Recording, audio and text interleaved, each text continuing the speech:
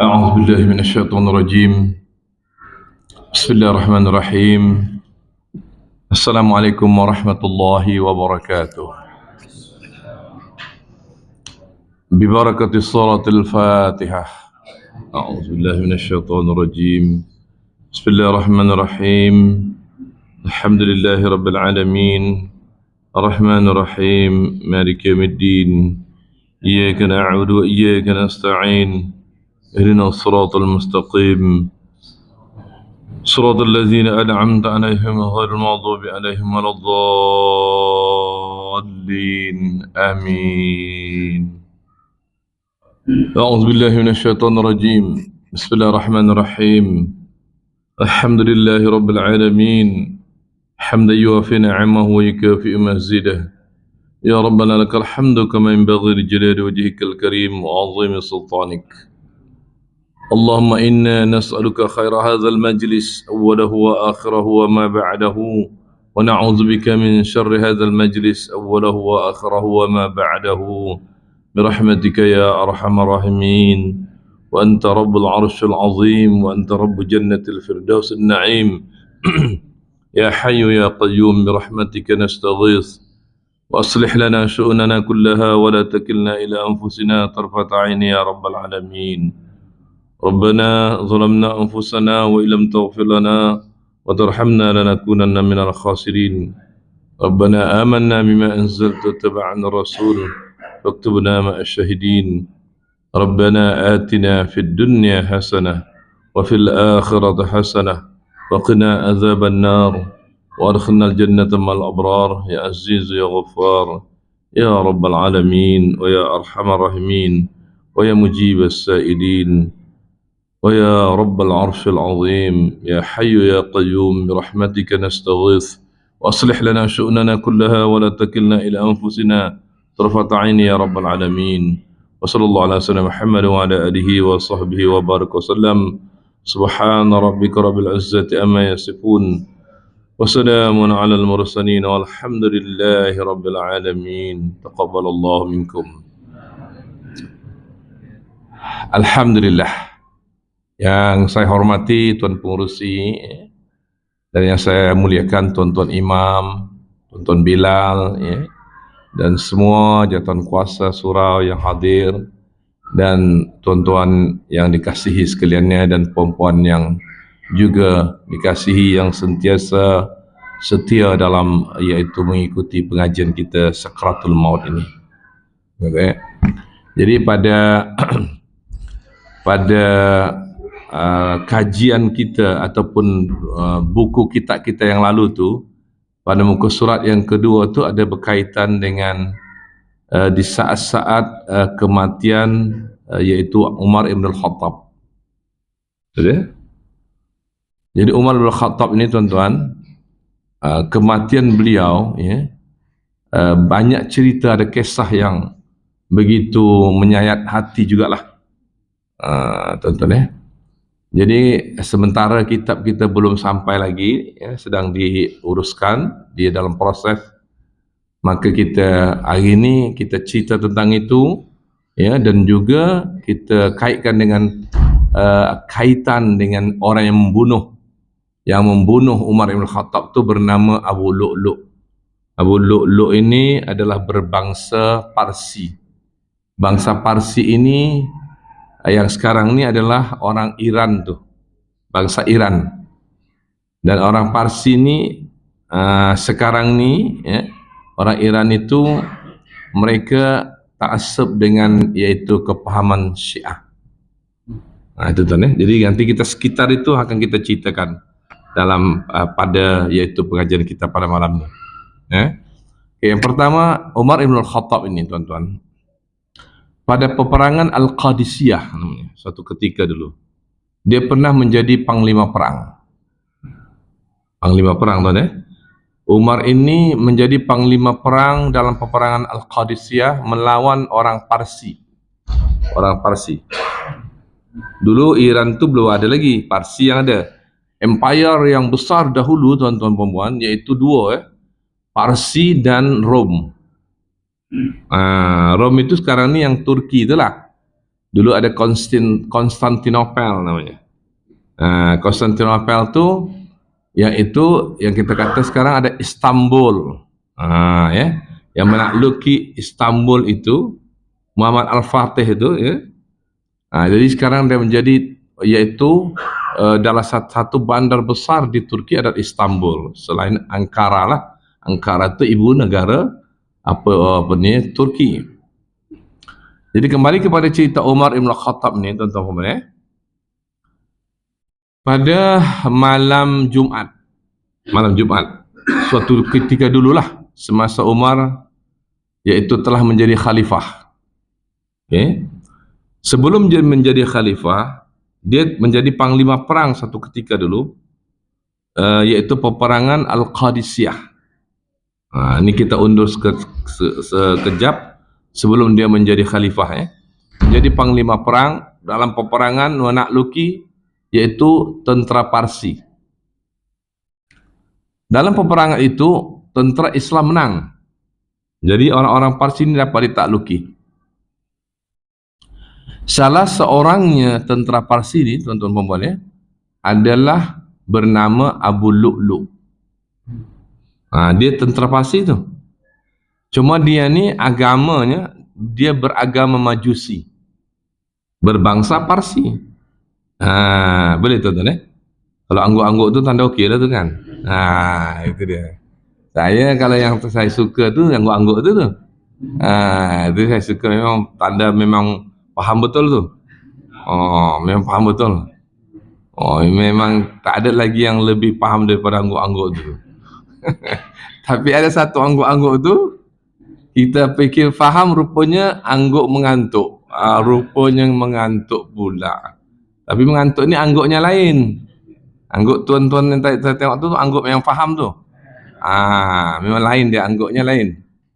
Jadi tuan-tuan perempuan, ketika ditakluki tentera Parsi ni, yang panglima perangnya adalah Umar Ibn Khattab, maka tentera Parsi ni, salah seorang tentera Parsi itu bernama Abu Lu'lu' ni menjadi tawanan perang. Menjadi tawanan perang, kemudian dibawa ke Kufah menjadi seorang hamba. Di setiap tawanan perang ni akan menjadi hamba, sama dia lelaki ataupun perempuan. Itu dulu begitu, tuan. Jadi bila dia menjadi hamba, akhirnya dengan kerajinan, ketangkasan dan juga pemikiran dia yang keberanian dia, sebab dia bekas tentera kan, mantan tentera Parsi yang hebat jugalah. Maka dia pun sampai menjadi hamba kepada seorang governor di Kufah.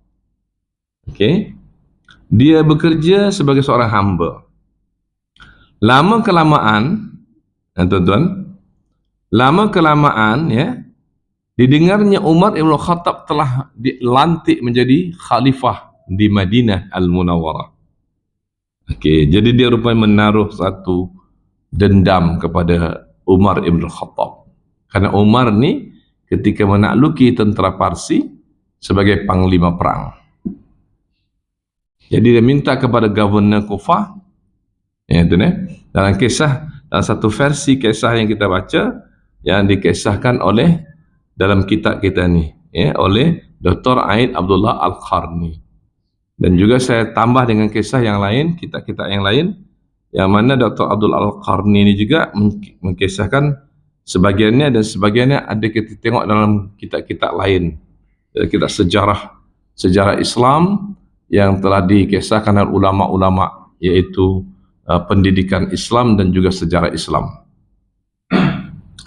Jadi dia minta kepada governor supaya dia berpindah ke Madinah Al-Munawwarah. Siapa tadi sana? Umar Ibn bukan Abu Lu'lu', siapa? Abu Lu'lu'. Okay. Sebab dia tahu Umar telah menjadi khalifah. Jadi bila dia minta kepada governor ni, maka governor menulis surat kepada Umar Ibn Khattab di Madinah Al-Munawwarah. Katanya, wahai Khalifah Amirul Mukminin, ada seorang hamba saya bernama Abu Lu'lu', dia nak berpindah ke Madinah, maka terimalah dia sebagai seorang hamba. Maka Umar tanpa apa-apa syak wasangka, diterimalah Abu Lu'lu' ini sebagai hamba yang berpindah ke Madinah. Tapi sampai dia di Madinah, dia tak bekerja dengan Umar. Dia kata, benarkanlah saya wahai Khalifah Amirul Mukminin untuk bekerja di mana-mana sajalah, asalkan janganlah bersama engkau, sebab engkau ni banyak dah tentera ataupun pegawai-pegawai engkau. Kata Umar, silakanlah, tapi engkau tetap seorang hamba lah. Gitu ni. Tapi dia rupanya nak dekat dengan Umar tu, dia nak tahu macam mana kehidupan seharian Umar bin Khattab, yang dia punya cita-cita untuk membunuh Umar bin Khattab. Itu dia. Jadi dia buat siasatan, bila Umar bin Khattab ni yang paling iaitu tiada pengawal, tiada apa-apa sahabat-sahabat bersama dia, kalaupun ada tu tapi bolehlah kata orang dibunuh ketika tu, mana yang paling dia terasing daripada, iaitu tentera-tentera Islam, pengawal-pengawal Umar bin Khattab dan lain-lain sebagainya, ataupun sahabat-sahabat yang baiknya, sahabat-sahabat mendampingi Umar. Maka dia tengoknya adalah waktu salat subuh. Waktu salat subuh. Jadi dibuatnya satu perancangan, iaitu pada ketika salat subuh nanti dia akan membunuh Umar. Jadi tuan-tuan, ini dah takdirnya Umar bin Khattab ni dibunuh oleh Abu Lu'lu', ditikam sebanyak 3 kali tikaman di ketika salat subuh. Maka hari Sabtu tu dia ditikam, hari Sabtu subuh, salat subuh hari Sabtu, hari malam Jumaat, yakni satu hari ataupun 2 malam sebelumnya. Betul tak ya? Kalau kita kata harinya satu hari lah kan. Sabtu satu hari, sebenarnya Jumaat, tapi malamnya tu maknanya Khamis malam Jumaat, Umar ibn Khattab bermimpi. Dalam mimpinya tu dia dipatuk oleh seekor ayam rom. Bukan ayam Parsi, ayam rom pula tu. Itu kan ayam rom, 3 kali patukan dalam mimpi tu. Kena 3 kali patukan oleh ayam rom. Maka dia pun tertanya-tanya, apakah tafsiran mimpinya ni? Maka besoknya hari Jumaat pagi-pagi, selepas solat subuh, dia pergi mendatangi seorang sahabatnya bernama Ja'far. Ja'far ni tuan-tuan tahu Ja'far siapa? Ja'far ni sepupu baginda Rasulullah SAW. Dia ni Ja'far bin Abi Talib bin Abdul Muttalib. Betul ya? Jadi Rasulullah SAW Muhammad bin Abdullah bin Abdul Muttalib. Okey, sepupu tu ni. Jadi Umar bin Khattab ni mendatangi Sayyidina Ja'far ni untuk menafsir mimpinya, kerana isteri Ja'far ni bernama Asma binti Umais, seorang yang pakar dalam menafsir mimpi. Tuan-tuan ada yang pakar menafsir mimpi sini? Ada? Boleh jadi ada siapa? Ni ada. Tok mimpi, tok tafsir mimpi ada ke? Kalau tuan-tuan nak jadi pakar menafsir mimpi, tuan-tuan kena belajar 1 semester di Arab sana, buku kitab tafsir mimpi.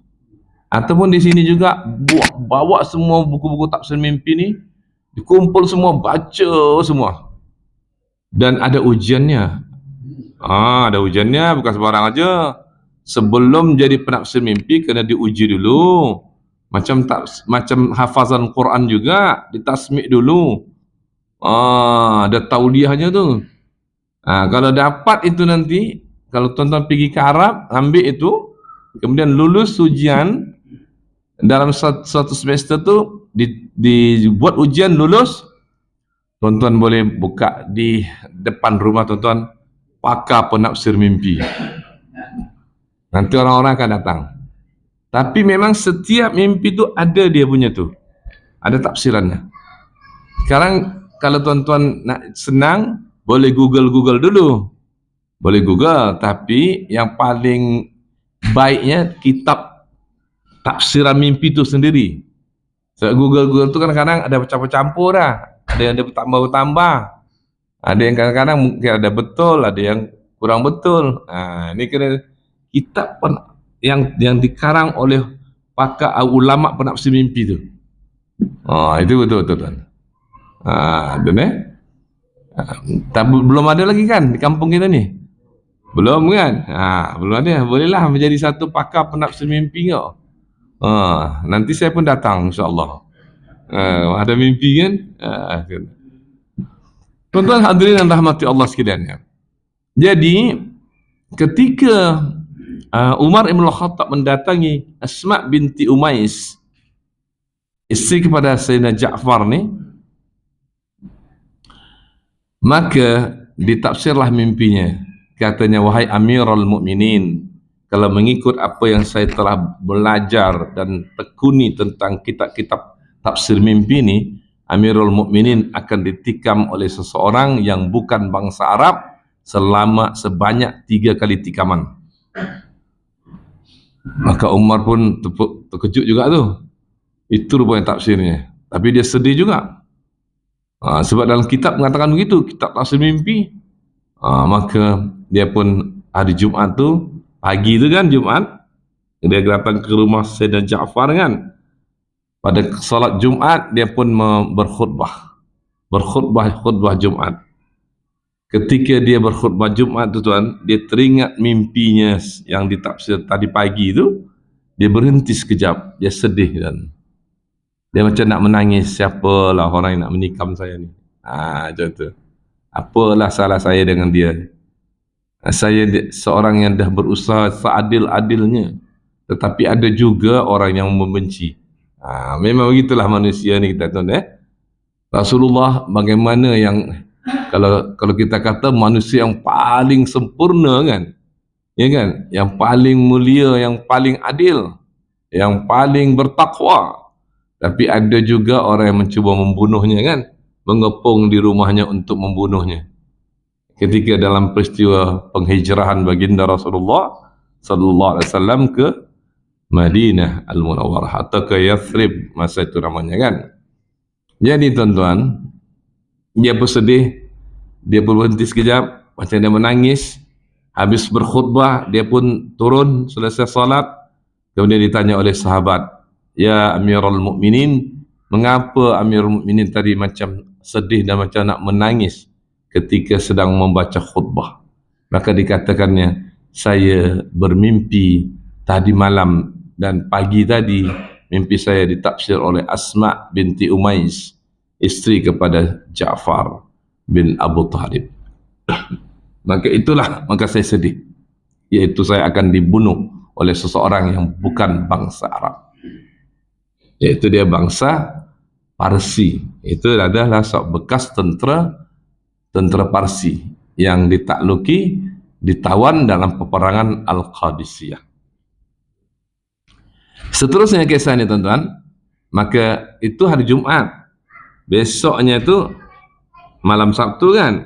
Lepas tu pagi, besok subuhnya tu, waktu subuh Sabtu, Umar Ibn Khattab memimpin berjamaah salat subuh hari Sabtu pagi subuh dan dia membaca surah iaitu Yusuf, surah Yusuf, tentang kisah Nabi Yusuf alaihissalam ketika itu dengan ayahandanya yang sedih, menangis kerana mendengar berita dari saudara-saudara Yusuf tentang Yusuf telah diterkam oleh serigala.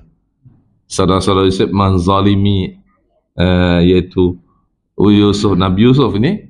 Mereka melumuri pakaian Nabi Yusuf dengan darah, iaitu kibas. Kibas ini kambing, dilumur darah. Kemudian dikatakan kepada ayah mereka Yaqub, Nabi Yaqub, Kemudian katakan, inilah Yusuf telah diterkam serigala, ini pakaian yang kami curi dapat, dan inilah pakaian yang berlumuran darah. Yusuf telah mati. Tapi sebenarnya mereka buat apa? Diikatnya Nabi Yusuf ni, dimasukkan ke dalam perigi yang kering, yang tidak ada air. Harap-harap Yusuf itu meninggal dunia di situ. Jadi katakan pada ayah mereka telah mati, telah meninggal diterkam, iaitu serigala. Ini buktinya pakaiannya telah berlumuran darah. Maka sedihlah Yakub dan menangis. Maka ketika membaca surah Yusuf ini, Umar teringatlah pula mimpinya yang tadi malam, yang semalam tu kan. Maka dia pun menangis juga, berhenti sekejap, terhenti sedih. Kemudian meneruskan surah Yusuf ni pada rakaat yang kedua. Jadi kisah yang diambil oleh para pakar tentang sejarah Islam, yang kita kutip juga daripada kitab kita, tuan, ketika pada rakaat yang kedua, Nabi Yusuf rukuk pada rukuk yang kedua, selepas Fatihah kan, selepas baca sambungan ayat surah Yusuf ni kan, maka di situ datanglah dari belakang Abu Lu'lu' dengan pisaunya yang tajam dan menikam, iaitu meluru ke depan dan menikam Umar ibn Khattab dengan 3 kali tikaman berturut-turut.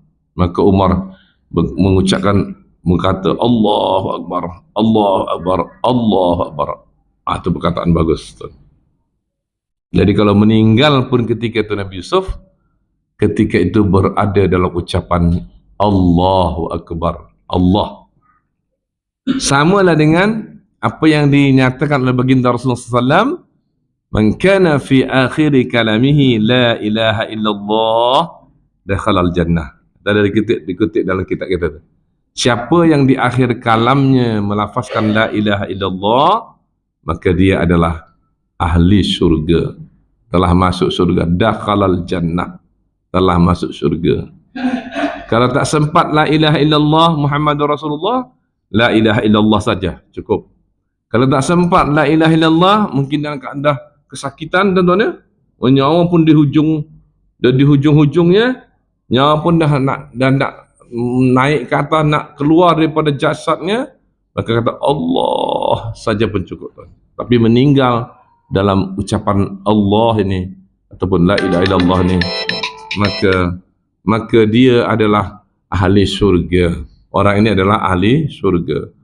Jadi inilah dalam kitab kita tersebut, tuan-tuan, dalam kitab kita tersebut dinyatakan bahawa man kana, Rasulullah bersabda dalam hadis yang sahih, man kana akhiru kalamihi la ilaha illallah dakhala al-jannah. Tuan-tuan perempuan pernah menghadirkan atau melihat orang yang akan meninggal dunia? Pernah? Pernah tak? Yang akan meninggal dunia? Ayah ke, ibu ke, datuk ke, nenek ke, ada tak? Atuk ke, ada kan? Apa yang tuan-tuan ajarkan kepada mereka ketika saat nak meninggal dunia tu? Bisikkan ke telinga, sebaiknya telinga kanan lah ya, la ilaha illallah, la ilaha illallah. Ya, dengan demikiannya maka apa tuan?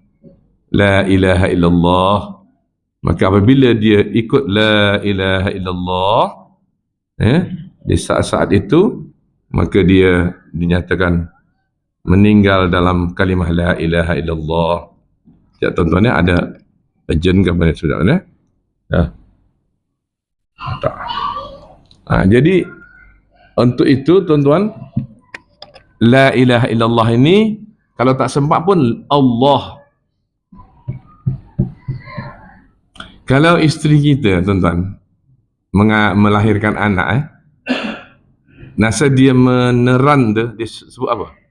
Dia sebut aduh sakit, gitu ke? Atau dia sebut Allah. Suami pernah dengar tak masa isteri melahirkan anak kita? Anak tuan-tuan lah. Dia macam meneran tu. Tuan-tuan faham meneran tak? Faham kan? Tuan-tuan pernah meneran ke? Macam faham-faham aja. Kan? Tapi kita tahulah, walaupun kita tak pernah kan. Okey, puan-puan. Masa meneran tu perempuan sebut apa? Bagus. Terbaik tu perempuan. Maknanya, masa kita mengatakan Allah, kemudian kalaulah sekiranya, ini kalau meninggal dia dalam melahirkan anak tu, dalam perkataan Allah, dia adalah ahli syurga. Berdasarkan sabda Rasulullah, man kana akhiru kalamihi la ilaha illallah dakhalal jannah.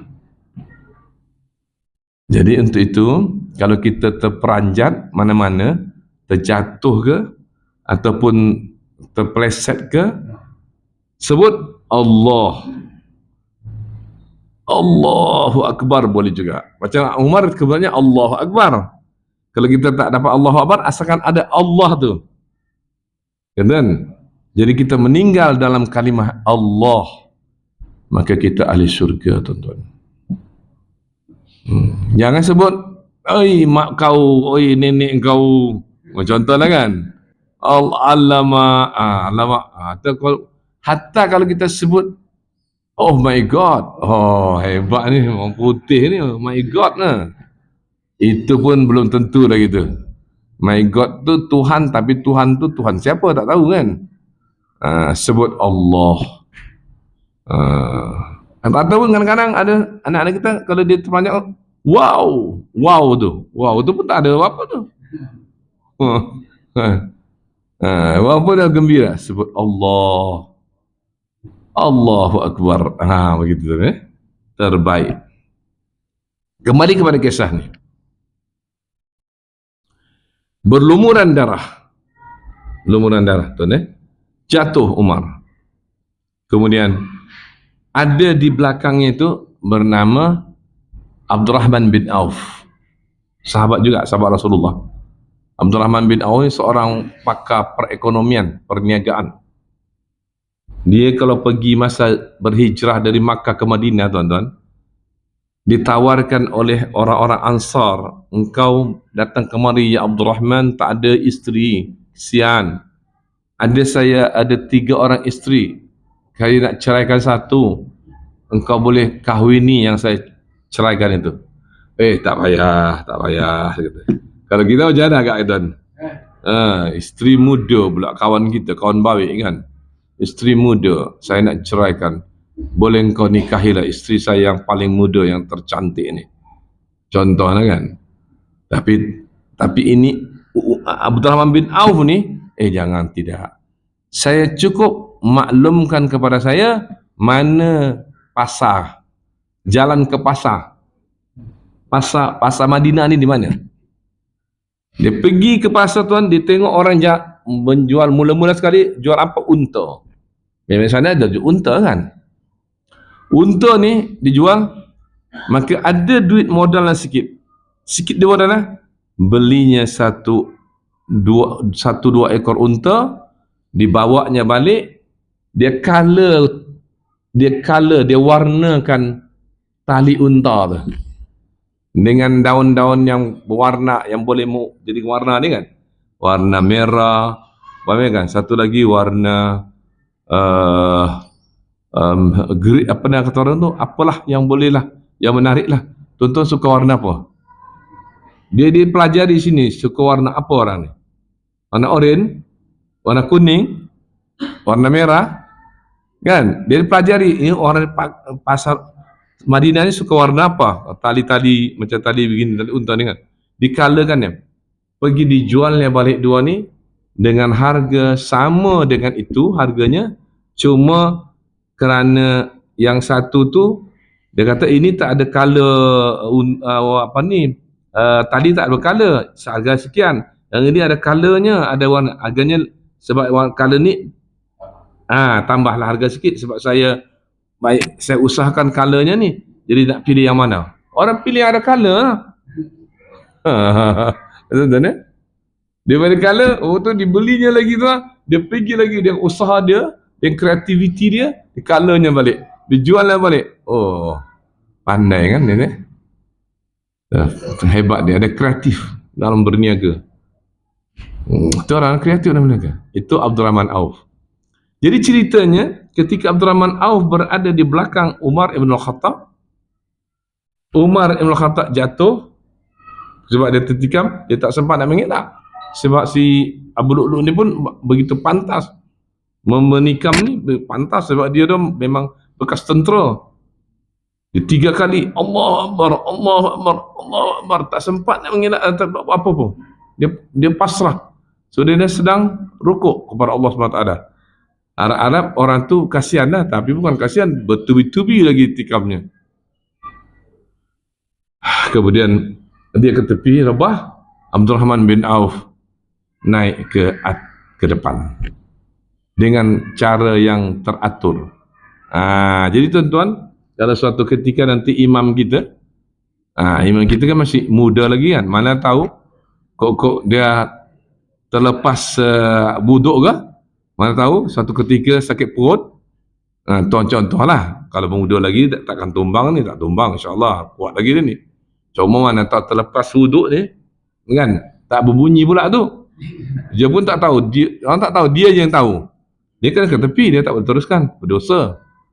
Dia berdosa dan berdosa menanggung orang juga, berimam kepada orang yang dah batal, mana boleh. Jadi dengan demikiannya dia ke tepi. Siapa yang depan di belakang imam tu kena maju. Kalau mazhab kita Syafi'i, jangan melangkah berturut-turut 3 kali atau lebih. Tuan-tuan, boleh macam tu? Jadi kalau ini dia punya apa tu? Langkah tu kan? 1, 2, berhenti dulu. Stop dulu. Jangan macam-macam Ami berkawat 1, 2, 3, 4 sampai sana terus. Mentang-mentang dia bekas tentera, pencen tentera, dia melangkah macam tentera punya langkah. 1, 2, 3, 4 sampai dah. Cepatnya. Ini betul-betul, iaitu 3 kali betul-betul tu boleh membatalkan solat. Mazhab kita Syafi'i memang itu yang terbaik, yang lebih berhati-hati. Makanya tuan-tuan, kalau kita sami Allahu liman hamidah pun kan ada sami Allahu liman hamidah, betul berayun tangannya ni. Kadang-kadang terayun, bukan ya berayun ni, sengaja terayun dia kan dia rukuk tu kan, sami Allahu liman hamidah, Rabbana lakal hamd, ataupun bacaan sami Allahu liman hamidah, bacaan yang i'tidal tu kan, tapi sambil dia baca berayun tangannya ni kebari. Ini berayun ni 1, 2, 3, ini ayunan ni boleh juga membatalkan salat. Sebab ini besar. Ini anggota yang besar. Melainkan dalam kitab salat fiqh yang kecil macam ni. Asyhadu an la ilaha illallah. Dia nak memantapkan dia punya syahadat tu. Asyhadu anna Muhammadur Rasulullah. Allahumma salli ala sayyidina Muhammad. Bergoyang-goyang dia punya jari ni. Macam kita tengok sebahagian di mana-mana masalah itu. Ini dikira anggota yang kecil. Tidak membatalkan salat. Dalilnya pada suatu ketika dalam selepas peperangan dilihat satu jari, maka dia beritahu kepada Rasulullah, ya Rasulullah, ini ada jari mayat terpotong dalam peperangan. Rasulullah kata, tanamlah saja, itu anggota kecil. Betul ya? Ingat dulu ya? Anggota kecil. Begitu juga kalau orang potong kaki, kencing manis.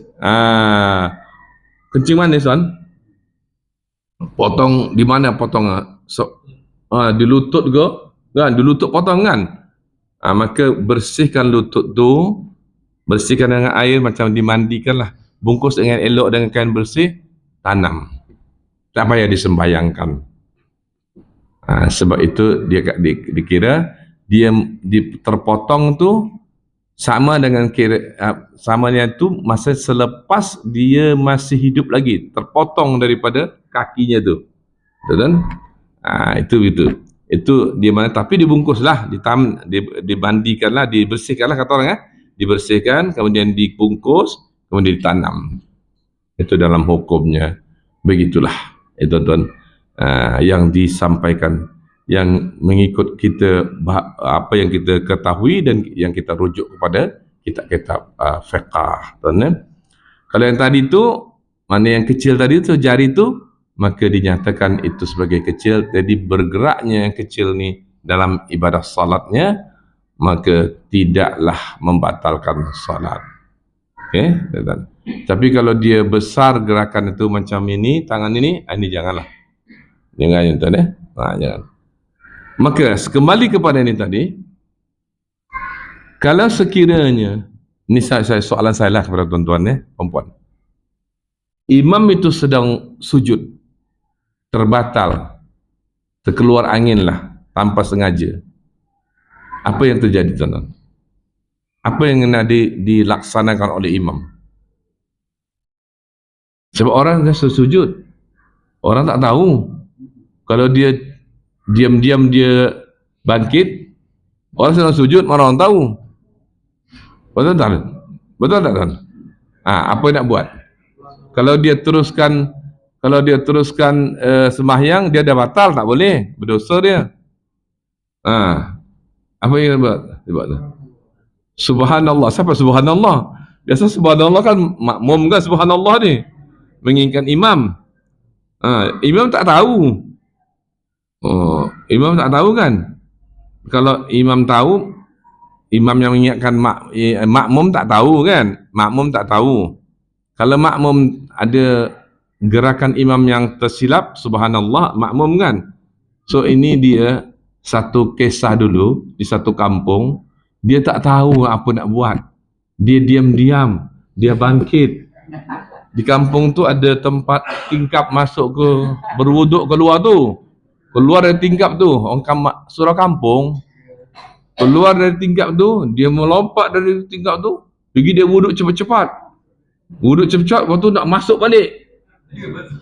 Macam tu. Lepas dah batal, mana boleh? Mana boleh sambung begitu je, dah batal. Kalau batal, kalau kita sedang sembahyang batal, kita pergi berwuduk, ulang balik daripada takbiratul ihram balik yang pertama, berniat balik, sebab dah batal. Ini bukan macam berbuat tawaf haji. Kalau tawaf haji, tuan-tuan, kalau kita pusingan ketiga tawaf, masuk nak pusingan keempat, batal, kita boleh pergi berwuduk, kita boleh sambung balik yang pusingan keempat tu. Itu boleh. Okay?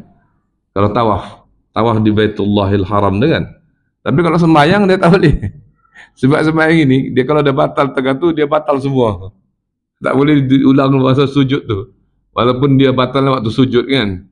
Tapi dia fikir macam tawaf lah. Tawaf dah 3 kali, masuk kali keempat batal, dia berwuduk, masuk situ, mula dari kali keempat, mula dari Hijr Ismat, Hajar al-Aswad lah. Hajar al-Aswad untuk kali keempat. Yang ketiga tu dah selamat dah tu. Masa 3 tu dah sempurna. Tapi tuan-tuan, cerita kisah yang saya dengar lah, wallahu alam, macam mana pun laju dia beruduk, ada juga orang mengintai. Kenapa lah lama sangat sujudnya imam ni? Tak pernah macam ini ni. Ini adalah solat subuh pula tu, solat subuh pula tu. Solat subuh biasanya orang nak cepat, nak apa kan, nak bekerja, nak apa kan. Tengoknya, Allah, imam dah tak ada lagi lepas situ. Tengoknya, apabila imam dah keluar melompat dari tingkap tu, dia keluar dari tingkap tu. Dia punya pandai, tuan-tuan, imam dah tak ada, tuan-tuan. Maka dibubarkan imam tu. Tak boleh macam tu pula. Maka macam tadi ni, Abdurrahman Auf tu kena menggantikan.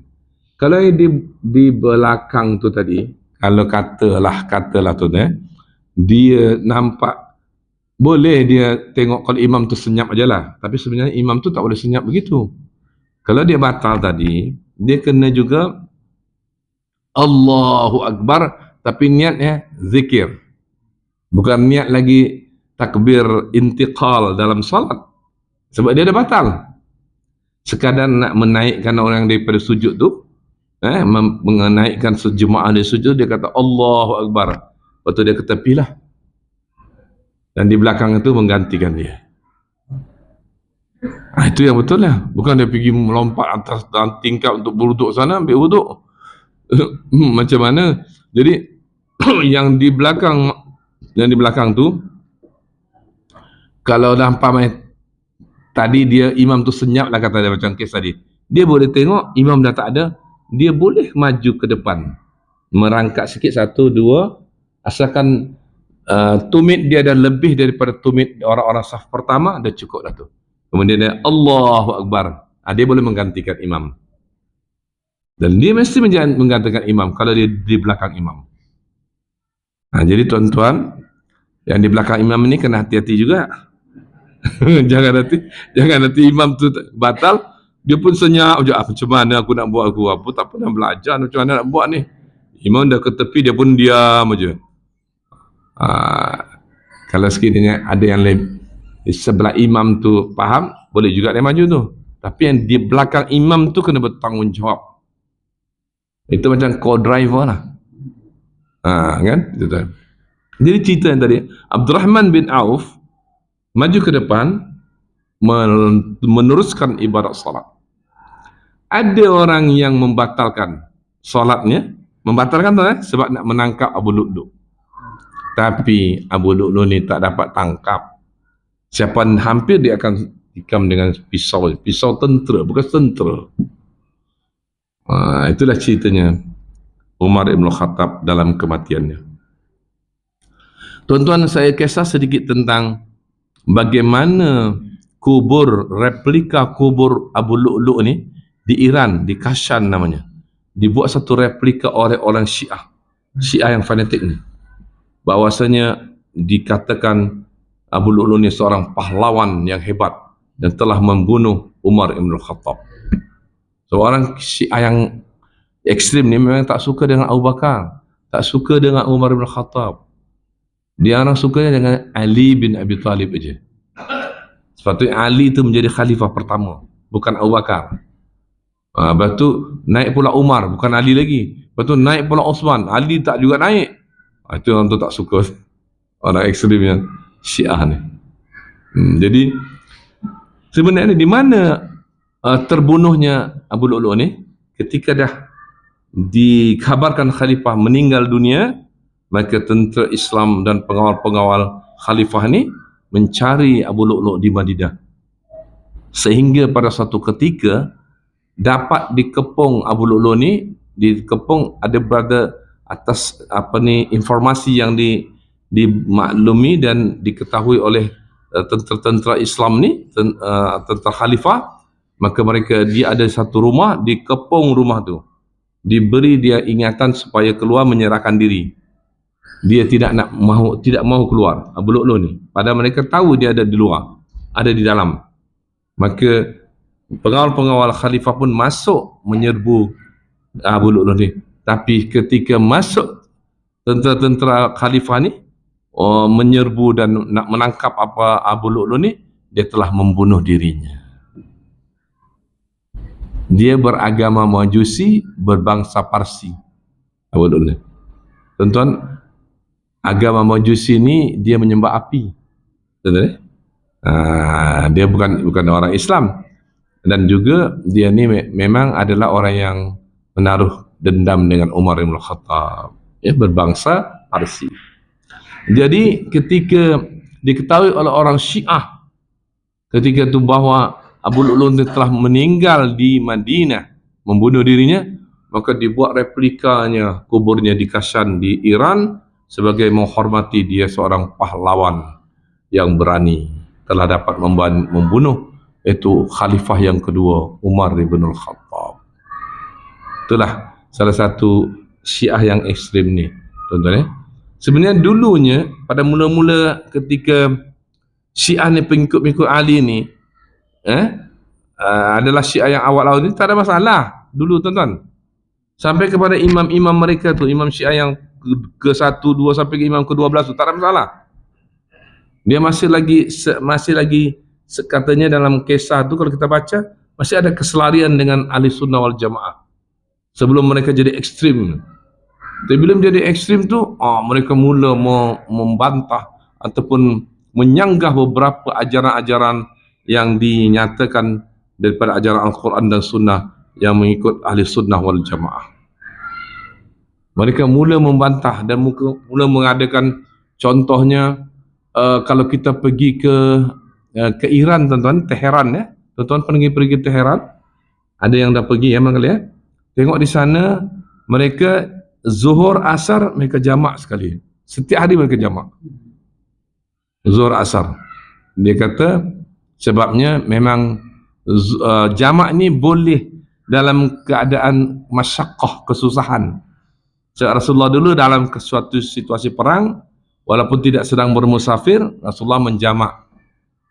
Tapi jamak tamam lah ya, maknanya 4. Kalau banyak maghrib tu begitu juga, iaitu maghrib 3, isyak 4. Kalau dia dikatakan dia jamaah takdim, isyak tu bawa kepada maghrib.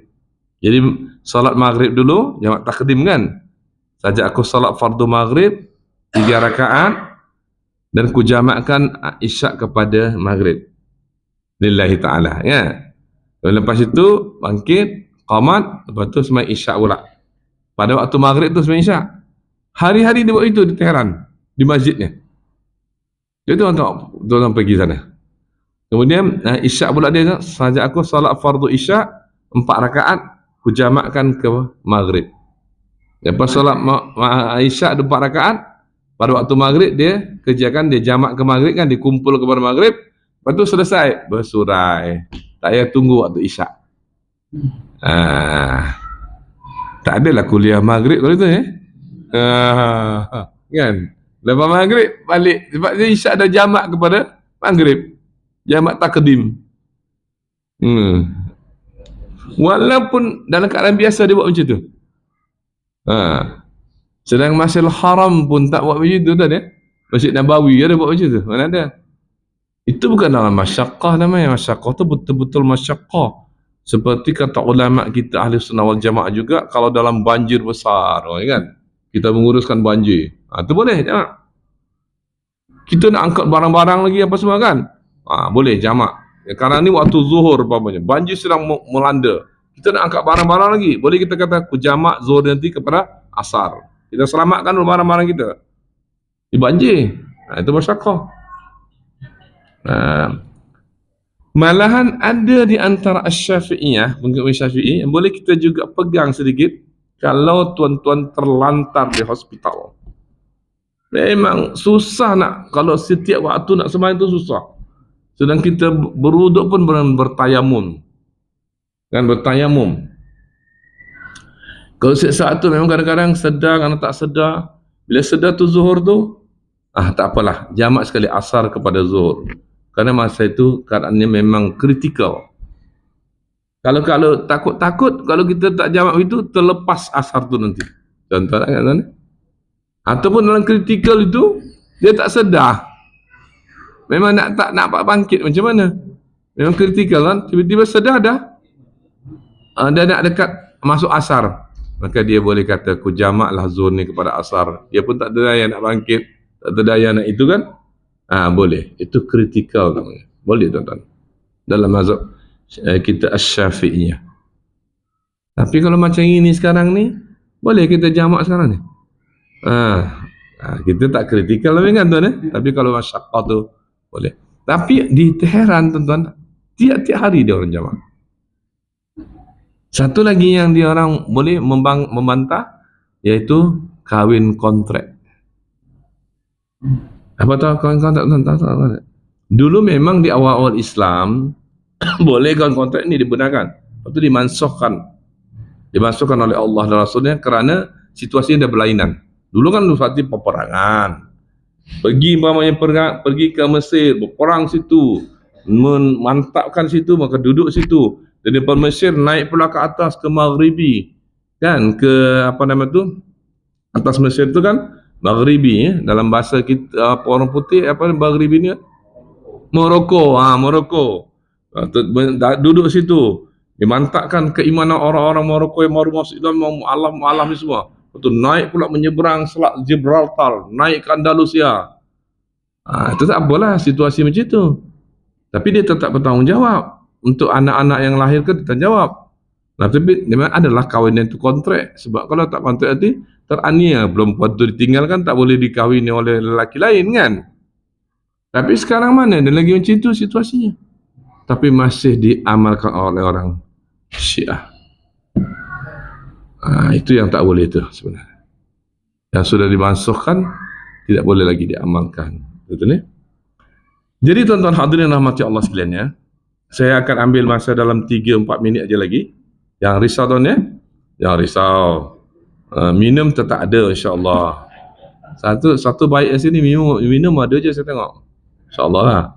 Dan kita apa yang kita ambil nak kita kutip satu iktibar pengajaran dalam kematian Umar bin Khattab ni tuan ya. Kata Umar dalam kitab yang kita baca iaitu dikarang oleh Dr. Ain Abdul Al-Qarni ni, kita kena usahakan mati kita dua. Pertama, mati dengan siddiq, iaitu mati dalam keimanan dan dalam husnul khatimah. Walaupun tidak syahid.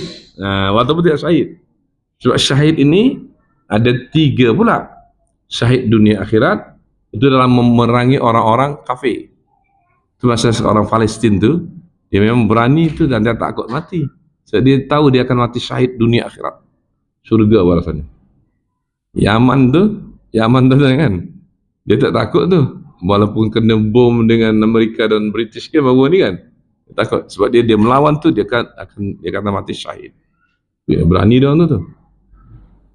Kemudian atau lagi satu lagi syahid akhirat. Yang kedua lah. Ini syahid dunia akhirat melawan orang peperangan melawan orang kafir. Syahid akhirat. Yang syahid akhirat ni itulah di antaranya seperti contohnya Umar tadi dalam sembahyang meninggal. Ya, tuan-tuan pamannya dalam mengaji, dalam majlis ilmu gini tiba-tiba tumbang. Syahid akhirat tuan-tuan. Alhamdulillah. Ada nak tumbang ke sekarang ni? Tak ada kan? Janganlah tumbang. Kalau tumbang memang kita kena uruskan jenazah, memang tak minum pun tak sampai dia. Kan? Tuan-tuan, kemudian syahid akhirat atau tuan-tuan pergi berdakwah ke mana-mana ataupun pelajar-pelajar ni, anak-anak kita ni sedang belajar di mana-mana madrasah ke, universiti ke, di luar negara ke, di Mesir ke, Jordan ke, Morocco ke, mana-mana sajalah. Ataupun negara-negara yang juga negara belajar ilmu-ilmu yang fardu kifayah ni, seperti di negara UK, tapi dia jaga akhlaknya baik-baik. Janganlah terpengaruh pula dengan ujung minggu pergi night club pula kan. Dia memang dah menuntut ilmu di situ. Dan dia memang jaga salatnya, jaga pergaulannya dengan baik. Itu pun dikira orang syahid dalam menuntut ilmu. So, ilmu ni ada ilmu fardu ain, ada fardu kifayah. Kemudian ada satu lagi syahid dunia. Syahid dunia ni, tuan-tuan, ulama mencontohkan begini. Soalan iaitu perkara yang berkaitan dengan urusan dunia. Seperti selalu orang-orang apa ni, dalam contoh dikaitkan orang pergi membetulkan atap rumahnya yang bocor.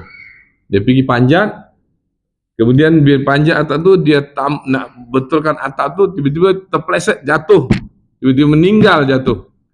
Syahid juga namanya, syahid dunia. InsyaAllah dia akan juga masuk ke dalam syurga, insyaAllah, sebab syahid.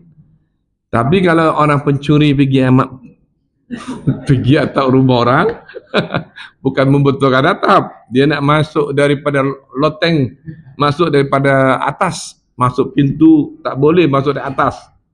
Dan ada orang masuk atas kan tuan, ada, tiba-tiba terpeleset jatuh, itu mati syahid dunia ke tu? Itu namanya mati apa? Mati fasik. Fasik ini mati dalam berbuat dosa. Kalau merompak tu dosa besar lah. Janganlah kita mati fasik. Itu ya. Ini cerita pada iktibar dari pengajaran ni. Umar mati syahid dunia akhirat, dia memang berdoa sentiasa. Doanya Umar ni dalam kitab tu juga tuan dinyatakan, Allahumma inni a'udzubika, Allahumma inni as'aluka syahadatan fi sabilik wa mautatan fi baladi rasulik. Ya Allah, aku mohon ke hadratmu agar aku mati syahid di jalan engkau ya Allah. Dia nak mati syahid dunia akhirat, masih dalam peperangan, tapi tak tersampai.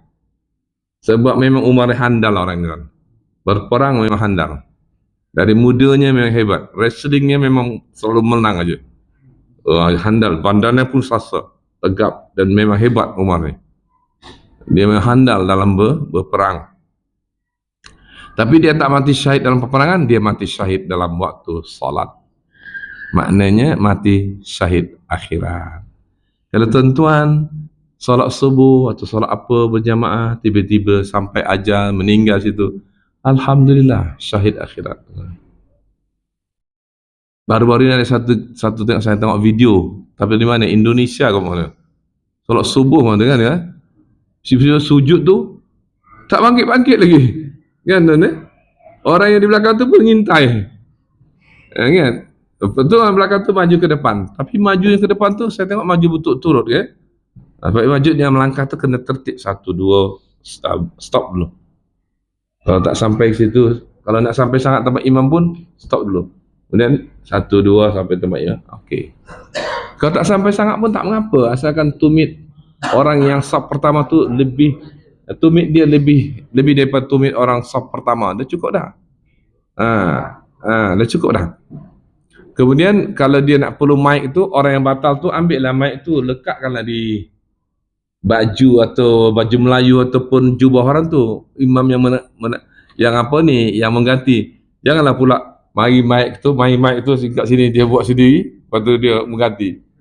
Kita faham lah kan. Maknanya kalau kita batal imam tu dia ke tepi, yang di belakang tu maju depan, imam ni kena lekatkanlah mic tu ke dekat yang apa tu, apa nama tu, ini jubah baju orang tu kan, kalau supaya dengar kan. Kadang-kadang dia ada surau tu kadang belakang orang tak dengar kalau tak pakai mic kan. Itulah tuan-tuan hadirin yang dirahmati Allah yang dapat kita sampaikan dalam iktibar kematian Umar Ibn Al-Khattab yang diceritakan pada kali ini. Semoga Allah sentiasa merahmati kita, memberkati kita dan meridai majlis ilmu kita ni, tuan-tuan, sehingga kita juga mohon kehadrat Allah supaya mati kita ni sama ada mati siddiq, siddiq itu mati dalam husnul khatimah ataupun mati syahid. Mati syahid ini kalau dapat mati syahid dunia akhirat, ataupun syahid akhirat, ataupun syahid dunia. Jadi kita pastikan setiap kerja kita, situasi kita dalam bekerja yang baik-baik aja, yang diridhai oleh Allah. Dan ketika kita mati, maka matilah kita mati yang diridhai oleh Allah. Mati syahid. Janganlah kita mati dalam sedang berbuat dosa, sebab itu namanya mati fasik. Fasik ini memang akan dibenci, amat dibenci oleh Allah. Dikatakan mati itu su'ul khatimah, fi su'il khatimah, iaitu mati yang seburuk-buruk kematian. Dan yang seburuk-buruk kematian ni juga yang paling Allah dan Rasulnya benci adalah mati membunuh diri dengan sengaja. Kalau tidak tahan dengan cubaan atau ujian daripada Allah, maka dia pun contohlah minum racun ke, racun serangga, terjun daripada bangunan atas ke, apa sajalah, atau menggantung dirinya ke, itu mati fasik yang amat-amat dibenci oleh Allah dan Rasulnya. Tuan-tuan, jadi sekian saja yang dapat sampaikan. Lebih dan kurang, kalau ada kelemahan dan kekurangan dalam penyampaian saya pada malam ini, saya mohon ampun kepada Allah dan mohon maaf sebanyak-banyaknya kepada tuan-tuan dan puan, kerana apa yang saya rujuk itu dari kitab itu mungkin ada kelemahannya, tuan-tuan, ada kesilapannya, maka maafkanlah daripada kekurangan sebagai insan biasa, dan hanya Allah lah yang maha sempurna segala-galanya. Amin ya rabbal alamin. A'udzubillahi minasyaitonir rajim. Bismillahirrahmanirrahim. Alhamdulillahi rabbil alamin. Hamdan yuafi ni'amahu kafi mazidah. Ya rabbana lakal hamdu kama yanbaghi li jalali wajhikal karim wa 'azimi sultanik. Allahumma ij'al jam'ana hadza jam'an marhuma wa tafarraqana min ba'di tafarraqan ma'suma wa la taj'al illahumma fina wa la ma'ana wa la man yatba'una shaqiyya wa la matruda wa la mahruma. Amin amin ya arhamar rahimin. Istajib Allahumma du'ana ya arhamar rahimin. استجب اللهم دعانا يا رب العرش العظيم. يا حي يا قيوم برحمتك نستغيث واصلح لنا شؤوننا كلها ولا تكلنا إلى أنفسنا طرفة عين يا رب العالمين. ربنا هب لنا من أزواجنا وذرياتنا قرة أعين واجعلنا للمتقين إماما. ربنا آمنا بما أنزلت واتبعنا الرسول فاكتبنا مع الشاهدين. ربنا آمنا بما أنزلت واتبعنا الرسول فاكتبنا مع الشاهدين. ربنا ظلمنا أنفسنا وإن لم تغفر لنا وترحمنا لنكونن من الخاسرين. سبحانك الله بحمدك أشهد أن لا إله إلا أنت أستغفرك ونتوب إليك. ربنا آتنا في الدنيا حسنة في الآخرة حسنة وقنا عذاب النار. صلى الله عليه وسلم محمد وعلى آله وصحبه وبارك وسلم. والحمد لله رب العالمين. تقبل الله منكم